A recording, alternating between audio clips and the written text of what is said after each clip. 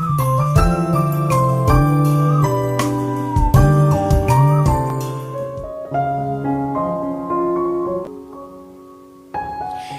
sa lahat ng mga masusugid na tagapakinig. Tawagin niyo ako sa pangalang Diggs. Bata pa lang ako, alam ko na kung ano ba talaga ang tinitibok ng puso ko. Kung anong gusto kong maging balang araw. Isa akong bakla. Pero tulad ng ibang kwento, tanging pamilya ko lang ang hindi nakakaalam. Kaya kapag nakakalabas ako ng bahay, para akong isang ibong nakawala at nagkaroon ng saglit na kalayaan.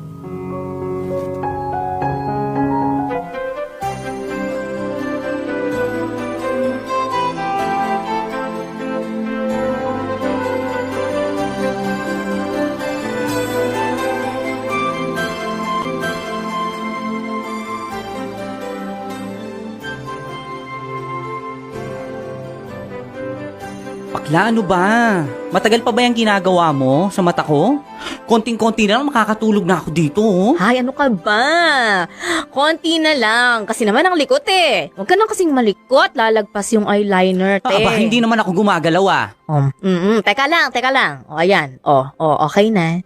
O, idilat na. At tingnan mo na kung gaano ka gumanda ng dahil sa akin. Wow! Pak. Bakla! Ang ganda ko. Naman. Kahit saang anggulo, pak na pak ang makeup. Love it. Sabi ko naman sa'yo gaganda ka pag ako ang humawak sa fez mo, te. O, ano yan na ba? Ang gusto mong look sa pageant nyo? Oo. Ito na ang bet ko. For sure, makakakuha ako ng Face of the Night Award. Bongga! Diba? O, harap ka di, Tez. Pipicturean ko para may titingnan ako sa pageant. Okay? A smile! Pak! Ang bongga ng lips. Mala Angelina Jolie. Mwah! Ay, teka, wait lang. Okay na ba yung gown mo, te? Yun na nga eh. Hindi pa eh. Kulang pa yung datong ko sa pagrenta nung gown na yun eh. Pero konti na lang naman ang kulang, kaya siguro sa susunod na linggo, kering-keri na. Pak, sige, mabuti naman kung ganon. Kasi ipapractice mo pa yon sa pagrampa, di ba? O, hindi pwedeng hindi. Sa kapag-aralan mo yung mga question and answer ret. Hindi pwedeng, ganda lang. Dapat may jutak din, Tia. Oy, excuse me. Beauty with brain to, no? Kaya ko silang patauben sa English ko. Kaloka. Saka magyabang ka ng ganyan pag nasigurado mong uuwi nga talaga ang tatay mo sa Bicol sa araw ng pageant. Dahil kapag ikaw nakita niyang rumarampa doon, nako girl, dead soon ka. Ito naman, hindi ko na iniisip yung kaba na yun. Pinaalala mo pa sa akin. Pero si nanay na ang bahala sa akin. Knows naman niya ang bala ko eh. O siya, ako ay gogora na. Salamat sa makeup. Oo, sige, lokang to. Tanggalin mo muna yung makeup mo bago ka umalis. Ay, oo nga pala. Bakla ka. Hindi mo sinabing nalagyan mo pala ng makeup tong damit ko. Ay nako, madali lang yan, girl. Idaan mo lang yan sa Pride Detergent. Hindi lang puti, kisla puti. Pero alam mo, sana manalo ako sa beauty pageant na yun. 10,000 din kasi yung premyo. Bala ko sanang regaluhan sina nanay at tatay para sa wedding anniversary nila. Ang tamis ng anak na ito. Alam mo naman, kahit na ganun sila kahigpit, lalo na si tatay, alam ko naman na mahal nila ako at ginagawa lang nila yon para sa ikabubuti ko. Kaya tinutumbasan ko lang din ang pagmamahal na binibigay nila sa akin.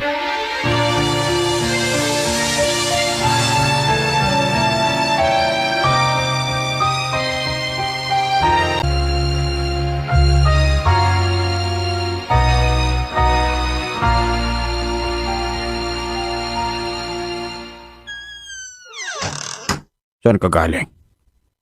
Sa ano po, tay? Sa kina Jopay, may ginawa lang po kami. Talaga? Ano yung nasa mata mo? Yung itim na yan? Po? Wala po to. Sinungaling ka talaga, niloloko mo ba ako? Hindi po. Anong hindi? Sinabi sa akin ng mga kapitbahay natin na sasali ka raw sa Miss Kay. At bakit ka sasali dun, ha? Tama ba naririnig ko? Bakla ka? Ano? Sumagot ka! Bakla ka ba? Opo! Diyos ko po! Nakakahiya ka! Diyos ko! Ano ka ba naman, Robert? Huminahon ka nga! Paano ako hihinahon kung ganyan ang anak mo? Oy, Diggs! Makinig ka sa akin. Hindi ka pwedeng maging bakla. Magpakalalaki ka!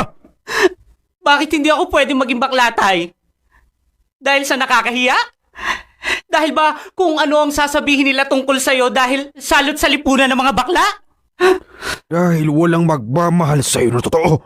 Dahil kapag bakla ka, husgahan at gagamitin ka lang ng mga tao. Iisip, bakla ka naman eh. Kaya ayos lang na paglaruan ka. Magiging masama sa'yo ang mundo. At sa tingin mo, yun ang buhay na pinangarap ko sa'yo, ha? Hindi! Hindi nga ito ang buhay na pinangarap nyo! Pero hindi naman ako magiging totoo sa buhay na gusto nyo para sa akin. Hindi ako magiging masaya, hindi ako magiging malaya. Dahil habang buhay kong dadalhin, na kapag nagpakatotoo ako, hindi ako magiging masaya. Pinoprotektahan lang kita. Dahil yan ang responsibilidad ko bilang magulang. Bakit kailangan kong itago ang totoong ako para magawa nyo ang responsibilidad nyo sa akin? Kung totoong gusto protektahan, gagawin nyo yun. Bakla man ako o hindi. Nang gabi ding yon, umalis ako sa bahay at nakituloy sa kaibigan kong si Jopay. Kahit ilang beses pa akong tinawagan noon ni nanay, hindi na talaga ako bumalik. Sabi ko naman kasi noon, malaki na ako. Kaya ko nang buhayin ng sarili ko kaya ganun ang ginawa ko. Pinagbutihan ko ang pagtatrabaho ko para naman makapag-ipon ako para sa future ko. Habang busy ako sa pagiging strong, independent woman ko, dito ko nakilala si James, kaibigan ang kaibigan ni Jopay. Sa gwapo niya, hindi ko alam kung bakit nagawa niya akong pansinin, kung bakit bigla na lang niya akong inayang mag-date.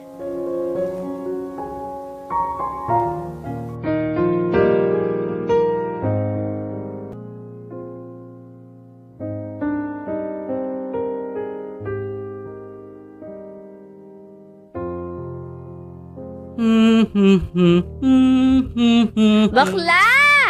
Pahingi naman ako ng pabango mo. Yung ginamit mo sa party ni Mimi. Oh, ayan o. Dito pala.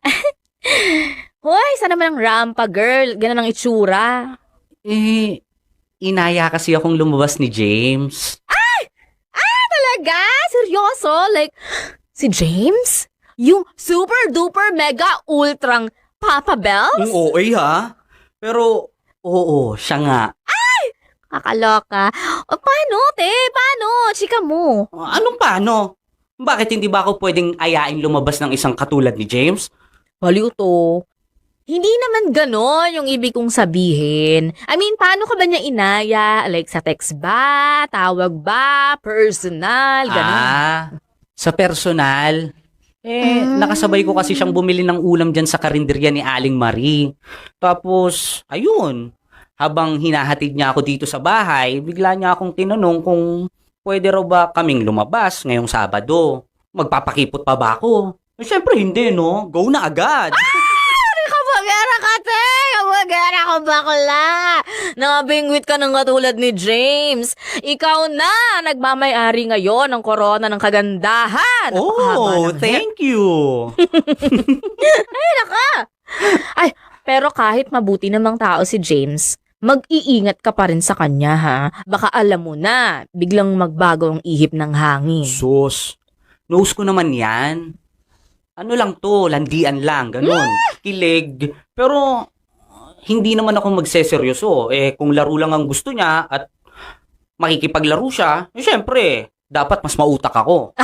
Bet ko yan, sis, ha? Beauty and brains, ika nga. Ay, te, may kumakatok. Wait lang, ako na magbukas, ha? Tuloy ka lang sa pagpapaganda dyan.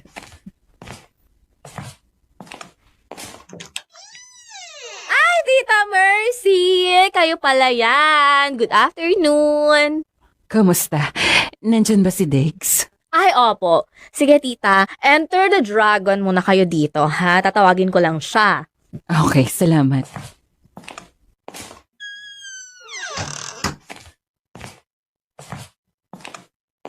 Bakla, nandyan ang iyong mudra kills nasa sala. Sige, salamat. Nay, mano po? Kaawaan ka ng Diyos. Bakit po pala kayo napadaan dito? Anak, nagbabaka sakali na makumbinsi kitang umuwi na sa atin. Nay, nilinaw ko na po sa inyo yon, di ba? Na hindi na po ako babalik sa bahay. Alam ko naman na hanggang ngayon, may samaan pa rin kayo ng loob ng tatay mo. Pero anak, tatay mo pa rin yun. Mali na magtanim ka ng sama ng loob sa kanya. Parang mali naman po yun, Nay. Ang sinasabi niyo po ba kahit nasaktan ako sa mga sinabi ni tatay, bawal akong magalit sa kanya dahil tatay ko siya? Ibig sabihin din po ba nun, wala akong karapatang magalit sa pamilya kasi kadugo? Anak, hindi naman sa ganun. Ayoko lang na nagkakaganito ang pamilya natin. Tatatlo na nga lang tayo. Magkakawatak-watak pa ba tayo? Naiintindihan ko naman po kayo, Nay. Sadyang ayoko lang pong bumalik kung pipilitin lang po ako ni tatay na baguhin ang sarili ko. Kasi mali siya, Nay. Masaya ako sa kung sino ako ngayon. Maraming nagmamahal sa akin, hindi tulad nung sinabi niya. Sandaling nasira ang mood ko ng mga oras na yon. Pero pagkatapos naming mag-usap ni nanay, pinilit kong ibalik ang saya at excitement sa akin. Ayokong tuluyang masira ang buong araw ko dahil sa mga narinig ko. Kaya muli ako nag-ayos, nagbihis ng maganda at nakipagkita kay James.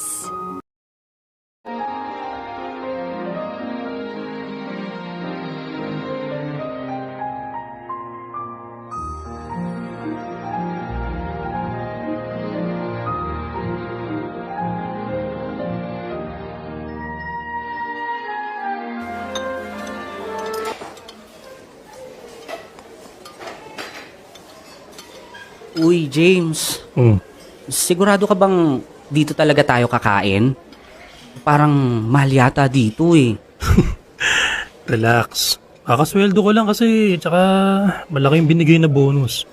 Kaya yun, malakas yung loob kong ayain ka sa ganito. Basta mag-order ka lang ng gusto mo, ha? Bakit mo pala akong inayang lumabas ngayon?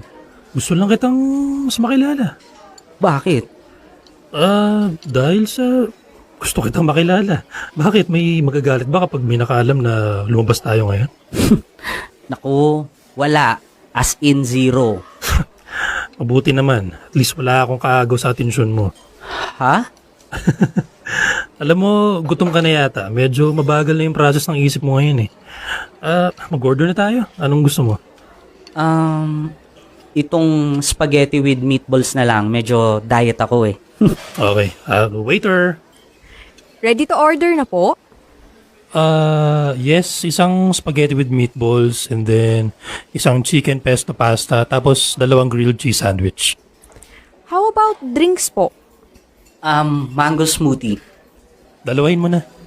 Okay, repeat ko lang po ang order nyo. Isang spaghetti with meatballs, isang chicken pesto pasta, 2 grilled cheese sandwich, and mango smoothie. Tama, tama. Pawait na lang po mga 15 to 20 minutes, sir. Thank you po. Salamat. Ikaw talaga? Inorderan mo pa ako ng grilled cheese sandwich okay na ako sa spaghetti. Sabi kasi ni Jopay sa akin, mahilig ka daw sa cheese. Ang paborito mong agahan, pandesal na may keso tapos kape. Wala hanggang ngayon, yun daw ang hindi nagbago. Talaga si Jopay chinichismis pa ako. Hindi, nagtanong talaga ako sa kanya. Bakit naman? Uulitin ko, gusto kitang mas makilala. Bakit nga? Alam kong gusto mo akong makilala pero bakit? Wala namang special sa akin para ma-curious ka. I mean, bakla ako. Wala kang makukuha sa akin. Tama, may gusto nga akong kunin sa'yo. May hidden agenda ako. At ano naman yun, Aber? Puso at atensyon mo. Kaya gusto kitang mas makilala pa. Gusto kasing patunayan ng puso ko sa isip ko na hindi masasayang ang oras ko sa ginagawa ko ngayon. Magiging masaya ako dahil tamang tao ang pinipili kong mahalin.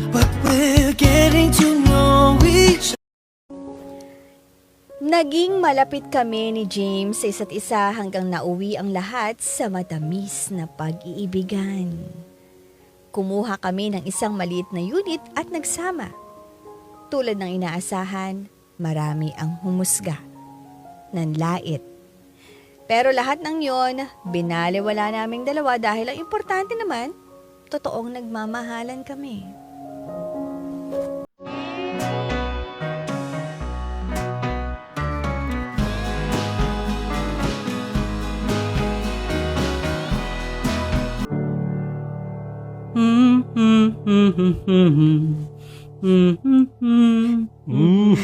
Bango naman yan, mahal. Gising ka na pala. Good morning. Good morning. Nagluluto ka na pala na agahan. Sana ginising mo ako para natulungan kita. Bakit pa ako hihingi ng tulong sa'yo? Pritong tuyo, itlog at sinangag lang naman tong niluluto ko. Sige na, maupo ka na dyan. Tapos na akong magsangag. May mainit na tubig na rin dyan. Magtimpla ka na ng kape mo. Sige. Oo nga pala, mahal. Saan mo gusto mag-celebrate ng birthday mo? Sa kwarto. Baliw. Wholesome na sagot ang gusto ko. Ikaw, puro kakaanuhan eh. Kung ano-anong iniisip mo. Tinatanong mo ako, di sumagot lang ako. Di ko alam eh. Ikaw, saan mo ba gustong pumunta? Bakit ako ang tinatanong mo? Araw mo kaya to? Ikaw ang dapat na masunod. Kahit naman gusto kong umalis ngayon, wala naman akong damit na masusuot. Lahat nasa labahan. Hay nako, bulag ka yata eh. Nilabhan ko na po kahapon pa, nakasampay nga oh. At huwag kang mag-alala, mabango ang mga yan. Hinaluan ko ang mga yan ng Charm Fabric Conditioner. Damit ay may bangong kabloom. Yun naman pala eh. Sige, pag-iisipan ko kung saan ako gustong pumunta. Ay wait, parang gusto ko na rin ibigay yung regalo ko sa'yo. May regalo ka sa akin? Oo, sus, ako pa? Syempre meron. Happy birthday! Uy, salamat. Ano namang laman itong maliit na box? Di, buksan mo para malaman mo. Ako nga. Mahal, ang ganda nito. Saan mo ito nabili? Secret. Ako na magsusuot sa'yo niyan. Alam mo ba kung bakit kwintas ang binigay ko sa'yo? Bakit? Kasi gusto kong malaman mo na katulad nitong kwintas, nakakabit na rin ang puso ko sa'yo na kahit saan ka man magpunta, dala-dala mo ang pagmamahal ko. Ang corny mo naman. Saan mo napulot yan? Siyempre, secret din. Ayan, bagay sa'yo. Parati mong susuotin yan ha, ingatan mo. Oo naman. Sobra. Salamat. Nako, ako ang dapat magpasalamat sa'yo. Dahil kahit alam mong bakla ako at wala akong mabibigay sa'yo, minahal mo pa rin ako ng totoo. Alam mo ba, akala ko noon, hindi na ako makakahanap ng taong magmamahal talaga sa akin. Buti na lang dumating ka. Mahal, hindi naman nababase ang pagmamahal sa kasarian ng isang tao eh. Ang mahalaga, nagmamahalan tayong dalawa. At kahit maging kalaban man natin ang buong mundo, paglalaban ko ang pagmamahal ko sa'yo. Mas corny ka pa pala sa akin eh. Secret din kung saan ko nakuha yun. Basta mahal kita, maging sino ka man. Sobrang naging masaya ako habang kasama si James. Nagtulungan kami na mag-ipon para sa dream house namin, sa pag-travel namin at kung ano-ano pa. Alam nyo, hindi ko inakala na makakatagpo pa ako ng gantong klase ng pagmamahal. Yung totoo at wagas. Akala ko kasi sa mga katulad kong bakla, wala nang pag-asa sa pag-ibig. Walang magseseryoso. Kaya buti na lang dumating si James sa buhay ko.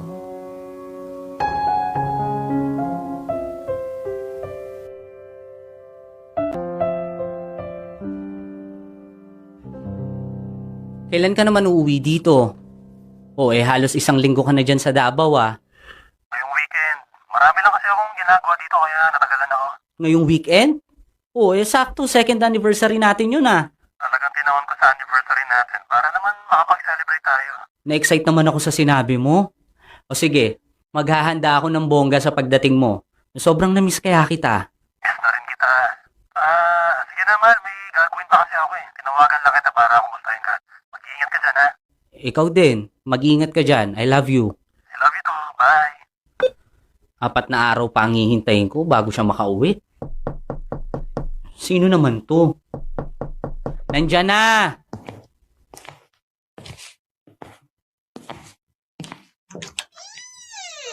Yes?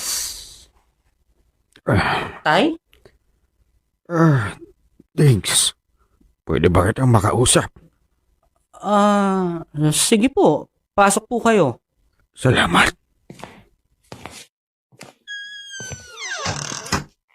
Gusto niyo po ba ng maiinom?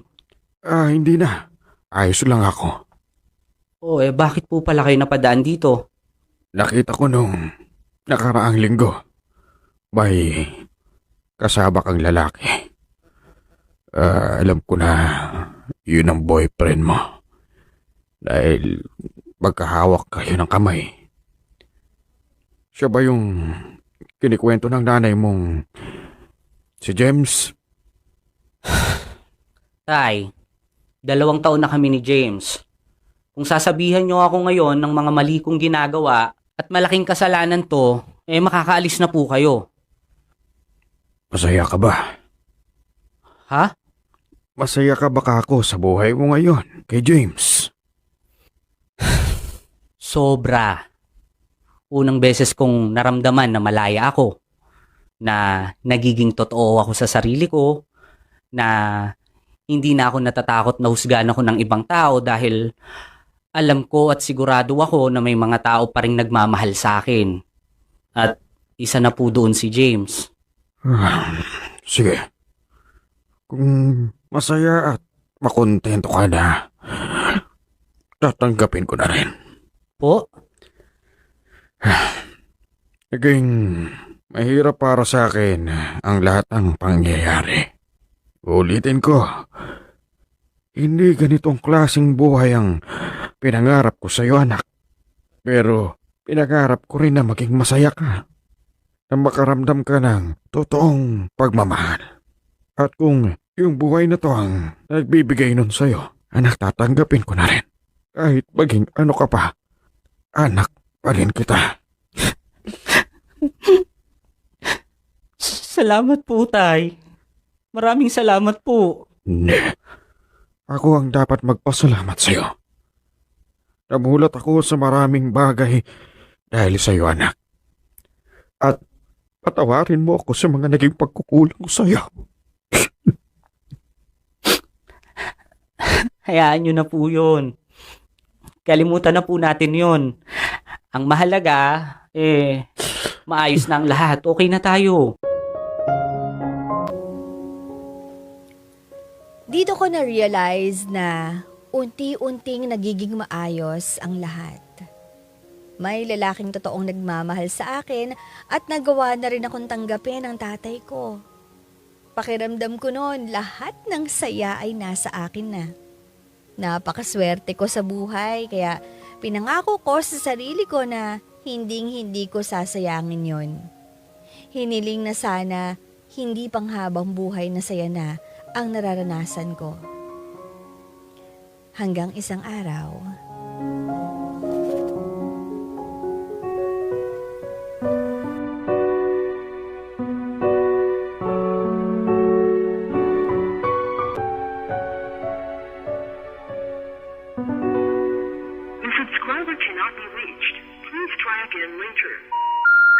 Kagabi pa naka-off ang phone niya. Ano kaya nangyari dun? Diggs? Oh, Jopay, nakauwi ka na pala. Nakausap mo ba si Ian? Alam ba niya kung nasan si James? Kagabi pa kasi ako tawag ng tawag sa lalaking yun, pero hanggang ngayon, naka-off pa rin yung phone niya. Diggs, may sasabihin sana ako Kinakabahan ako baka kung ano nang nangyari dun. Ano, nakausap mo ba si Ian? Busy ba siya? Diggs, Bakit? may kailangan kang malaman tungkol kay James. Bakit? Anong tungkol kay James? Nakausap mo ba siya? Bakit hindi niya sinasagot ang mga tawag ko? Okay, sige. Huminahon ka muna, ha? Chill ka muna. Dahil hindi ko alam kung paano mo tatanggapin yung sasabihin ko sa'yo. Ano ba, kaya huminga ka Jopay? ng malalim. Sabihin mo na kung ano yon. Kita mo namang sobrang nag-aalala na ako kay James. Tapos, ganyan pa ang mga sinasabi mo. Ano ba yun? Wala na siya. Ano? Paano wala na siya? Anong ibig mong sabihin? Naaksidente siya eh. Nabangga yung sinasakyan niyang motor sa truck. Malakas yung impact kaya nung dinala siya ospital, sabi, dead on arrival na si James. Hindi totoo yan. Nagbibiro ka lang, di ba? Prank lang to. Niloloko nyo lang akong dalawa. Kasi ganyan yung gusto ni James eh, yung pinaprank ako para sa surprise niya. Totoo to. Wala na si James. Patay na siya. Hindi pwede. Magkausap pa kami nung umaga, tapos sabi niya uuwi daw siya sa akin. Hihintayin ko daw siya, magkikita pa kami. Actually, inuwi dito sa Maynila yung katawan niya eh. Nakaburol na siya ngayon. Kung gusto mo, dadalhin kita doon para makita mo siya.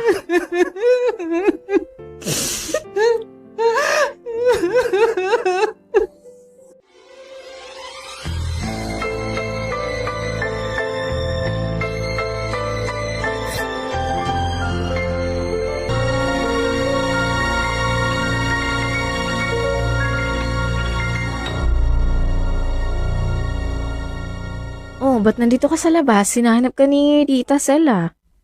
Mas lalo akong sinasampal ng panahon na wala na talaga si James. Na kahit ilang balde pa ng luha ang ilabas ko, walang magbabago, patay na siya. Kaya nga, mas maganda kung nandun ka sa loob.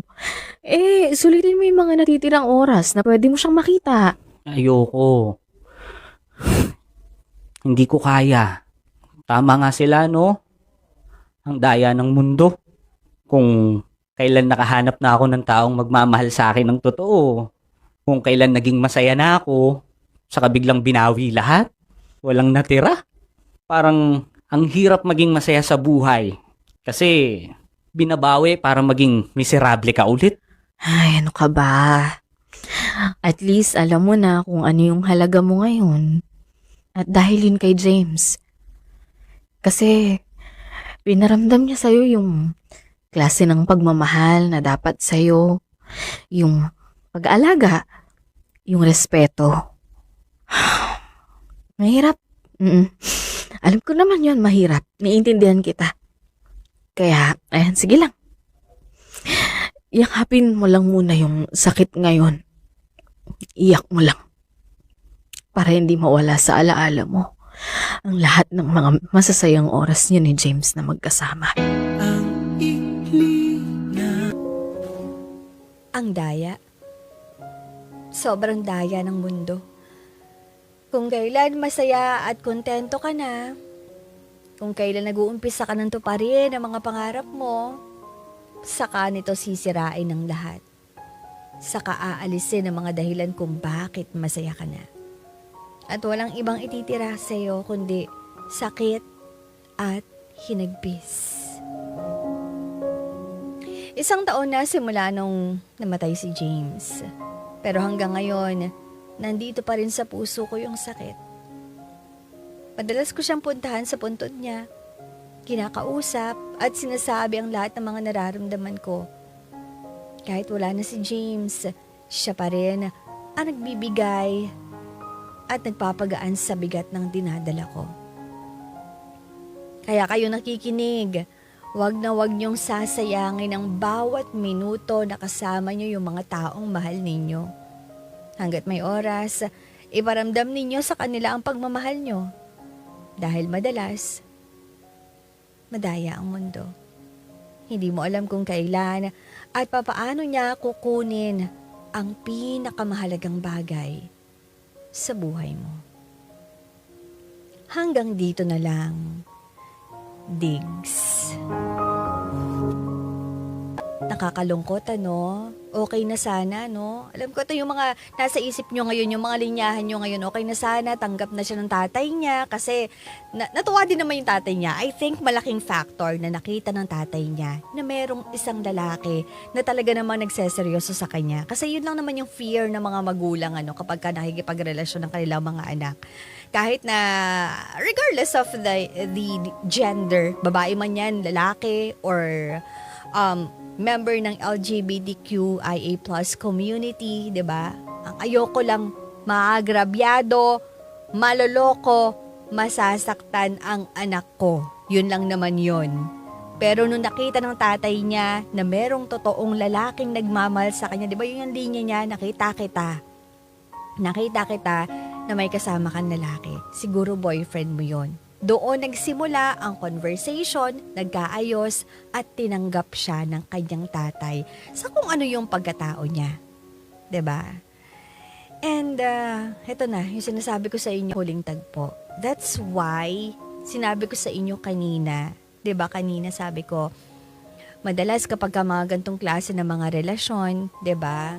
Parang lagi natin sinasabi na okay, ingat ka. Medyo wag mong ibubuhos yung 100% mong pagmamahal. Maging observant ka talaga sa mga ginagawa niya, sa mga kinikilos niya. At alam mo kung kailan ginagamit ka na lang. Alam mo kung kailan inaabuso ka na. Medyo kumbaga parang wag mong ibigay ang lahat. Sabi nga natin, 'di ba? Pero hindi naman natin nasusukat kung gaano na bang karaming pagmamahal ang nabubuhos natin. Pagmahal natin ng isang tao, hindi na natin yun binibilang. Hindi na natin sinasabi, nakaka 50% na ako. Nakaka 100% na ako. Pagmahal mo, nabubuhos mo ang lahat. Hindi mo na naiisip kung ganong karami na yung nabubuhos mo talaga. 'Di ba? So, dati lagi kong sinasabi, mag-ingat. Pero ngayon kapag may bagay na nakakapagpasaya sa'yo, pero alam mo naman na wala ka namang matatapakan ng ibang tao, go for it. I-enjoy mo yan. I-enjoy mo yan saya na yan. Kasi, eto yung gantong klase ng mga pangyayari sa buhay natin ang iniiwasan natin. 'Di ba? Yung manghinayang tayo na nawala sila, na hindi man lang natin nasulit yung mga pagkakataon na kasama natin sila. 'Di ba? Paano kung halimbawa ng mga panahon na ito binibigyan siya ng tunay na pagmamahal ni James pero hindi niya pinapaniwalaan. Kaya ang ginagawa niya, may reservation. Hindi siya talagang nag-commit. Hindi siya pumasok sa relasyon, 'di ba? Tapos biglang malinis naman pala ang intensyon. Tapos merong ganitong aksidente na nangyari. For sure, panghihinayangan niya 'yon. Panghihinayangan niya yun. Sa pagkawala ni James, ang iisipin niya, bakit hindi ko pa hinayaan na maging masaya yung sarili ko, maging masaya si James. Mahal naman pala talaga niya ako. Pero tingnan natin, di ba? Tingnan nyo, ano yung reaction niya? Naranasan ko na may nagmamahal sa akin ng totoo. May magmamahal pala sa akin ng totoo. Kahit na nakakapanghinayang kasi hindi nagtagal, pero at least nasabi pa rin niya sa sarili niya na at least naranasan ko na may magmamahal sa akin o may nagmahal sa akin na tumanggap sa akin sa kung sino at ano ako. Yun naman yung pinaka-importante dun 'di ba? So kayo, kung ano man yung mga bagay na nakakapagpasaya sa inyo ngayon, tao, pwedeng bagay, pwedeng lugar kung nasan kayo ngayon, i-enjoy nyo yan. Kung wala naman kayong nasasaktan, kung wala naman kayong natatapakan, i-enjoy nyo yan. Kasi lahat tayo deserve natin na maging masaya. Para pagsisihan man natin na hindi nagtagal, at least hindi natin pagsisisihan na hindi natin sinulit. Anyway, para sa'yo naman, Diggs, 'di ba? Parang ito yung talagang makakapagbukas sa atin ng paniniwala na regardless of your gender, preference, meron at merong magmamahal sa'yo ng totoo. Hindi lang gender preference, gender, estado sa buhay, maging sino o ano ka man, may magmamahal at may nagmamahal sa'yo. At sana makatagpo ka pa ulit ng tao na magmamahal sa'yo ng totoo. Well, sa ngayon meron naman, di ba? Yung mga magulang mo.